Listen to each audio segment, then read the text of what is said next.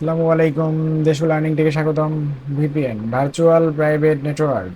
এই ভিপিএন তৈরি হয়েছিল 90 দশকে, যেখানে প্রাইভেট নেটওয়ার্ক হিসেবে।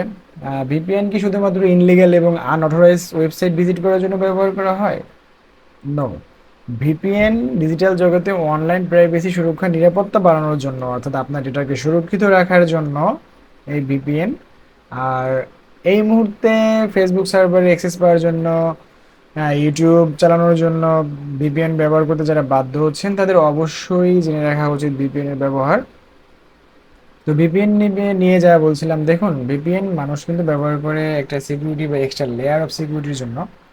কিন্তু সেখানে এখন আমরা শুনতে পাচ্ছি যে ভিপিএন ব্যবহার করে আমরা ফেসবুক অ্যাকাউন্ট হ্যাক হতে পারে, বা ওটা গায়েব হয়ে যেতে পারে। এছাড়া অন্যান্য সমস্যা হতে পারে ব্যাংকিং লেনদেন থেকে। আপনার ফোনে যদি ব্যাংকিং অ্যাপ থাকে, অথবা বিভিন্ন রকম ভাইরাস আপনার ডিভাইসকে আক্রান্ত করতে পারে।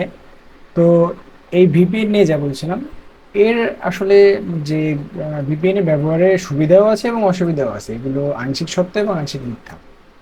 তো এই জন্য আপনাকে যা করতে হবে, তো এই ফ্রি ভিপিএন ব্যবহার করার ক্ষেত্রে আপনাকে অবশ্যই লক্ষ্য রাখতে হবে।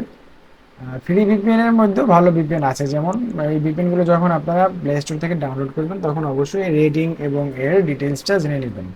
যখন কোনো ফ্রি ভিপিএন আপনাকে লিমিট একটা টাইম দিচ্ছে যে আপনি এই কয়েকদিন, 10 দিন, 15 দিন বা এতদিন পর্যন্ত চালাতে পারবেন, তারপর আপনাকে ওটা পারচেস করতে হবে। তো তখন সেই ক্ষেত্রে আপনি ফ্রি ভিপিএন ইউজ করতে পারেন। তো এখানে ফ্রি ভিপিএন এর মধ্যেও কিছু কিছু লোক আছে, কিছু কিছু কোম্পানি আছে, যারা আপনার তথ্যগুলোকে, হ্যাঁ, যারা আপনার ডেটাগুলোকে থার্ড পার্টি কারোর কাছে সেল করে দেয়, মানে ওটাকে বাইপাস করে অন্য জায়গায় ওখান থেকে সে ইনকাম করে।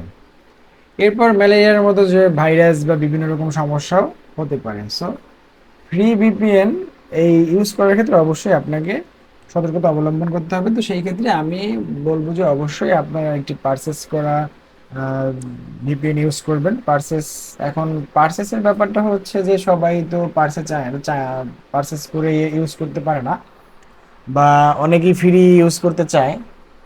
তো পারচেস করে ইউজ করার সুবিধা আছে, কারণ পারচেস করে যখন আপনি ইউজ করবেন, তখন এই ভিপিএন আপনার কোনো ডেটা চুরি বা থার্ড পার্টি কারোর কাছে সেটা সেল করবে না।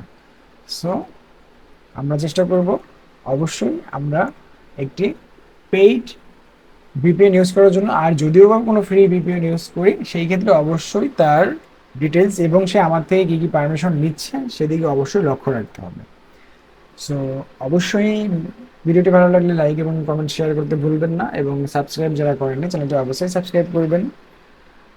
দেখা হচ্ছে নতুন কোনো ভিডিওতে। সেই পর্যন্ত অবশ্যই সবাই ভালো থাকবেন। Thank you so much.